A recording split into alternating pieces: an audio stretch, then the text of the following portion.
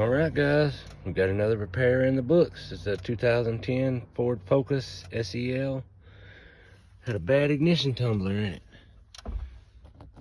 And unfortunately nobody around here can get me that ignition tumbler. I'd have to buy the whole set, and it still doesn't come with an ignition tumbler.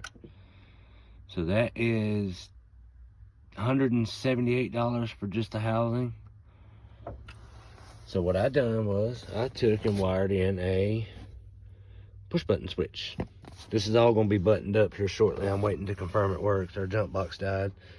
I wired it into the red with blue and the blue with white, and that will be how it works, because this is your ignition switch right here. I pulled it out and confirmed it did work, so all I had to do was wire in my switch.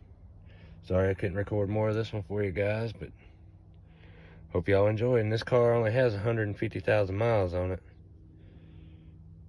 The blue with red is a all-time positive. The blue with white goes to the starter, in case you guys were wondering. This young lady is fresh out of high school. She just started her first job. This car was donated to her, so we're gonna fix it up.